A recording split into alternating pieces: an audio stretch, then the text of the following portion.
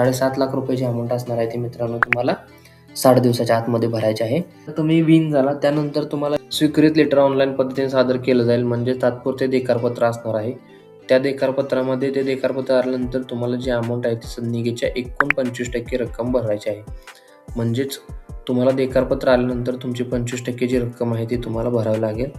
आणि मित्रांनो, इथं जर बघितलं आपण तात्पुरते ईमेल पत्र प्राप्त झाल्यानंतर 45 दिवसाचा कालावधी दिला असणार आहे तुम्हाला. त्या कालावधीत तुम्हाला जी आहे ती भरायची आहे.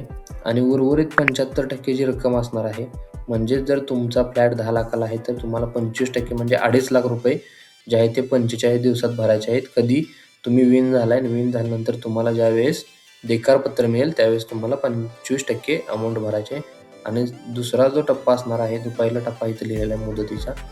मुदतीनंतर पुढील 60 दिवसात रक्कम भरायची आहे. म्हणजेच 75% अमाऊंट जी आहे ती तुम्ही म्हणजे 7.5 लाख रुपये, जसं 10 लाखाच्या एक्झाम्पलनुसार जर आपण चेक केलं तर 7.5 लाख रुपयाची अमाऊंट असणार आहे ती मित्रांनो तुम्हाला 60 दिवसाच्या आतमध्ये भरायची आहे.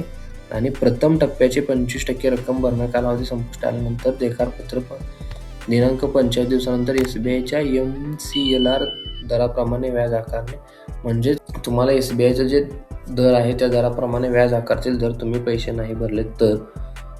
राहून 15 दिवसाची मुदत वाढ देण्यात येईल. मग 15 दिवसाची मुदत वाढ देईल, पण त्या मुदतवाढीमध्ये जी काय अमाऊंट आहे त्या अमाऊंटला व्याज लागलं जाईल. या कालावधीत देकारपत्राच्या दिनांकापासून 60 दिवसात प्रथम टप्प्यातील 25% रक्कम न भरण्यास सदनिकेचे वितरण कोणतीही पूर्वसूचना न देता रद्द केले जाईल. म्हणजे जर तुम्ही पहिल्या 45 दिवसात पैसे नाही भरले तर तुम्हाला 60 दिवस वाढवून देण्यात येतील, पण त्या 60 दिवसांमध्ये तुम्हाला व्याज लागेल.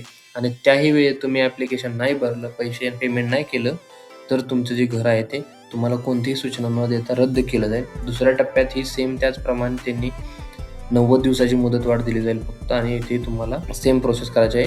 ही जी अमाऊंट आहे ती तुम्ही लोन काढून भरू शकता. 25% अमाऊंट म्हणजे जवळजवळ 17 लाख घरांच्या किमती आहेत सेक्टर 12मध्ये. 22 लाख जी किंमत आहे ते वाल्लेकरवाडीमध्ये असणार आहे. सो तुम्ही 25% अमाऊंट काढू शकता. त्याची किती येते आता 17 लाखाच्या जर बघितलं तर आपण ते जवळजवळ एक 4-4.5 लाखापर्यंत 4-1 लाखापर्यंत येईल 25% अमाऊंट. जे ते अमाऊंट जे आहे ते तुम्ही कॅशमध्ये देऊ शकता मॅनेज करून इकडून तिकडून. आणि बाकीची 75% जी अमाऊंट असणार आहे ते तुम्हाला मित्रांनो लोन करून द्यायची आहे. लोन करायला तुम्हाला 60 दिवसाचा वेळ मिळतो, 2 महिन्याचा.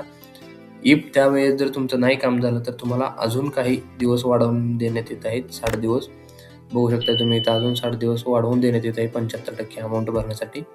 पण त्यावेळेत तुम्हाला जे आहे ते अमाऊंट भरायची आहे. जर तुम्ही अमाऊंट नाही भरली तर तुमचं घर जे आहे ते रद्द केलं जाईल.